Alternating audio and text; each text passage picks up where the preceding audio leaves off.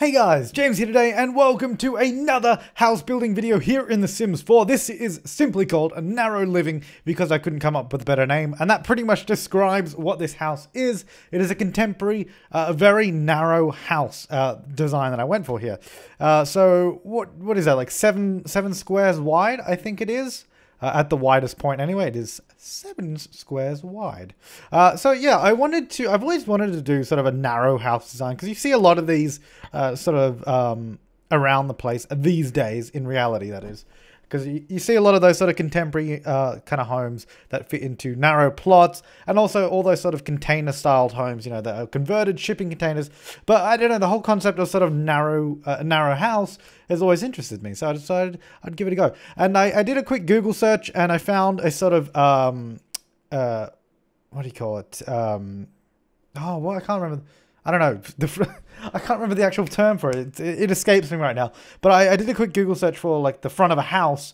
I think I just said, what did I search for? I don't know. I guess like tiny contemporary home or something like that. And so the front of the house, like dead front on, is sort of taken from that image. But then obviously all the interior and the sides and the back of the house are all my sort of own design. And I've mentioned this sort of, this way I get sort of inspiration before. Obviously well, most of my house designs are sort of just, you know, made up as I go. But then some of them I really like to take a concept that I've seen in an image or a few images, incorporate them into a house, and then sort of take it in my own direction or how I would imagine it to be. And it is a lot of fun. If you're ever looking for a new design, Google Images is always a nice place to start. Or if you're really into it, Bing Images. You can use that too, I guess. I mean, don't use Yahoo though. I don't know.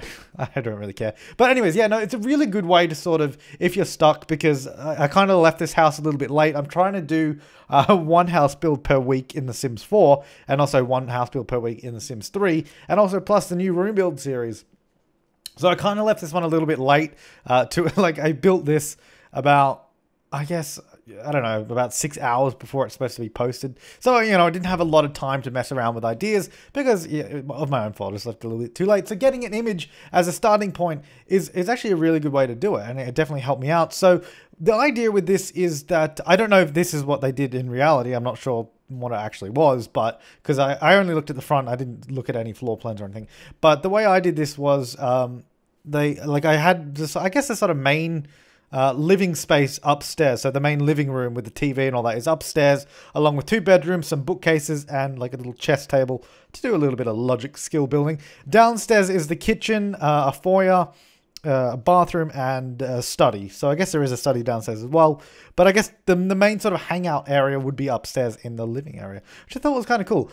In the picture as well, they did have the stairs going up there on the left that go up to the roof, which is actually a really cool idea. So I guess you could do whatever you wanted up on the roof. I don't know what you'd do. You could put, I guess you could put, no, I guess you'd have to leave space for a pool.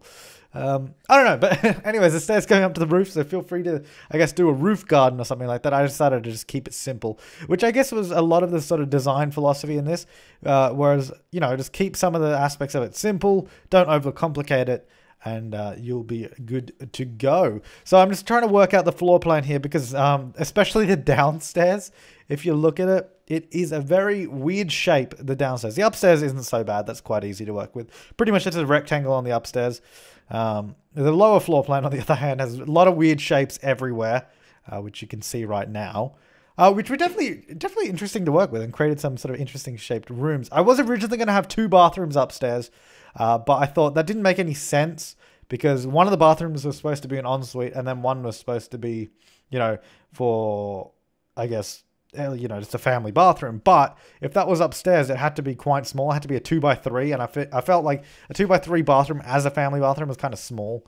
So I moved it. I have a main bathroom downstairs and an ensuite bathroom upstairs, which I don't know if that's the ideal solution because in reality, you know, there's 2 bedrooms upstairs. One of them has an ensuite, one doesn't. So the one that doesn't have an ensuite would have to go downstairs to go to the bathroom. I guess it's not ideal, but it is The Sims, so I don't really care. No, I just figured it wasn't that big of a deal because putting it downstairs made it fit in better having the second bathroom downstairs rather than upstairs. So that's why I made that choice.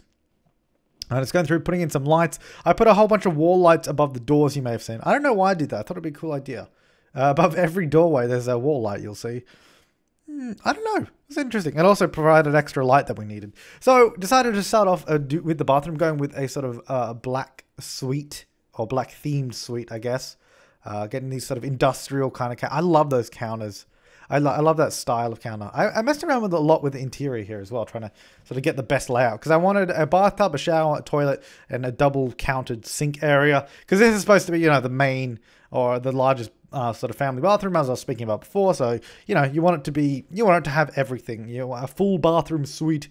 Put a nice big mirror behind the bathtub and the shower there. One thing I find really, really annoying about mirrors, and I guess if you've ever messed around with them in The Sims 4 before as well, is that you can't just put them behind counters or the toilet or the shower. You saw me sort of moving them forward because apparently the mirror on the wall takes up, some actual depth. So that's why you can't put the sort of large mirrors behind the counters without moving them forward, which is actually really, really annoying. I discovered. Speaking of annoying things, if you haven't seen already, I started a brand new series, well, 2 brand new series yesterday. One of them was room builds, and that was, what did I do? A modern kitchen room build. So you can check that out.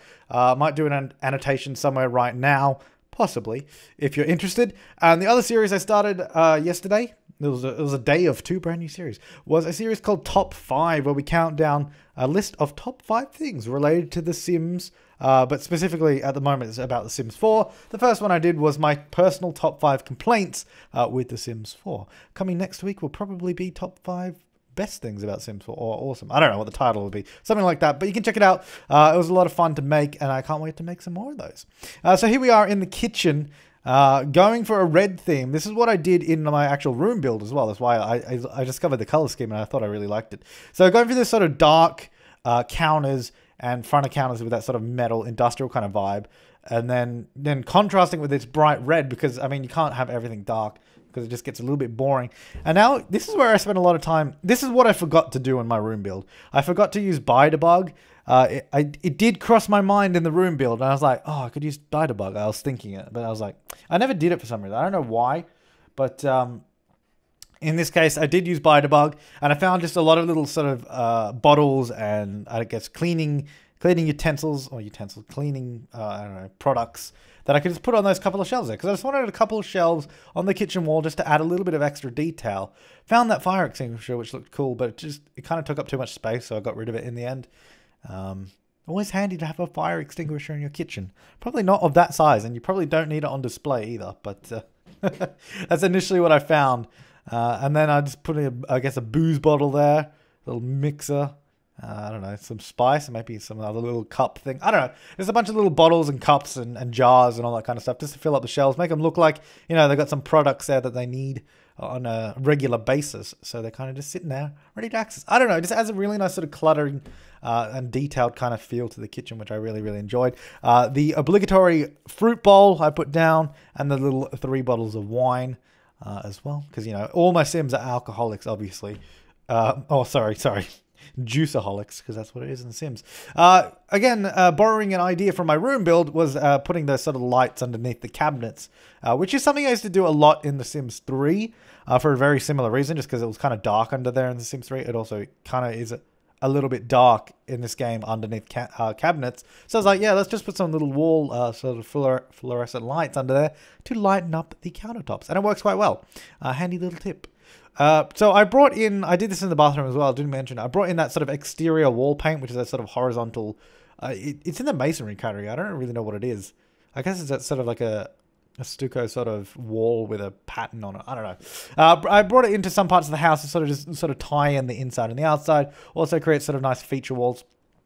I use a lot of these Buy-to-Bug sort of emotion paintings throughout this house, because there's just a lot more choice and a lot more colors for those kind of pictures on the wall. So I use pretty much, I think almost all the sort of paintings on the walls end up being those sort of Buy-to-Bug ones, which are actually very useful. So this is just a little sitting area in the foyer of the house. Nothing too special, just a little sofa and an armchair, end table, and that's pretty much all that's in that sort of room. It was just kind of like extra space. I guess you could also take that out, maybe add in like a painting easel, or I don't know, some instruments or something. I don't know, it's totally up to you, but I kind of just left that as sort of more or less a blank palette in terms of a sort of general foyer sort of vibe it kind of worked. Trying to put a rug in there. Could not find one. A couple of mirrors either side of that archway there because I thought it looked kind of cool. Got two of these red potted plants, but I got rid of one later, so... Anyways, so this is the study room. I wasn't sure initially what I wanted to do with it because it's just like this extra room.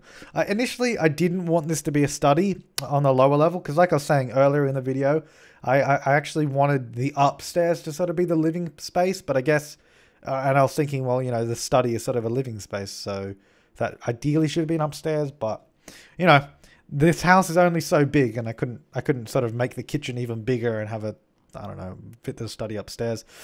As you see, I removed that potted plant and put the little shoe rack underneath the stairs. I've also started saying potted plant a lot more than pot plant. But I found that I haven't said it wrong. Pot plant is what we say here in Australia because a lot of other Australians said they say pot plant as well and not potted plant. So I guess it's just one of those sort of regional sort of things. I don't know. What's the term for it? I don't know. What's the term? Words escape me tonight. Yeah, so I don't know. I don't know. I've kind of got in the habit of saying potted plant now because a lot of people are saying, "Oh, you're saying pot plant. That's hilarious." Feature wall on that sort of little space there. Little red circles. Nice bookcases here. Some more of those little fluorescent sort of tubing lights on the wall there just to light it up a little bit in that corner. So this is the main living area. I was originally going to have the TV there against the wall. Oh, I also wanted to put in a bunch of those curtains on the side there. But the game would not let me put them where the stairs are, so I had to abandon that idea, which is a shame. Yeah, so I moved the TV just because it kind of, you know, obscured those nice big windows out. I moved it back because, again, I still wasn't sure at this point. But it just obscured those nice big windows at the front of the house. So I was like, no, let's move those. Let's put the TV on the side there rather than sort of blocking that beautiful view. And then I went with this philosophy of keep this sort of furnishing, this living space really, really simple. So I guess it also leaves room for you to add in whatever you want. It's pretty much basic little sofa, armchair, bookcases, chess table, and TV. And that's pretty much all that's in this space. Whereas I guess the kitchen and that sort of downstairs area is quite detailed down there. But the upstairs area, I left it a little bit more sort of free for you to come in and do what you like. Just copying the bathroom suite upstairs. I always like to have my bathrooms matching in the house because, I mean, in reality, ideally everyone would like to have a matching bathroom in their house. Most people don't. Like, for example, in my house, my parents' house, I guess, the one I'm living in, we have 3 bathrooms and none of the bathroom suites match and they are all dated and probably could do with a new set in each of them. But ideally, if I was moving into a house, or moving into a place with multiple bathrooms, I would like them to match. It'd just be nice. Little red, I like that little red watering can with flowers in it. Looks nice. A little pop color. Getting that sort of red theme going throughout the house as well. I don't know. Yeah, I used that in the room build the other day, as I mentioned, and I don't know. I really like the sort of pop of red that it produces.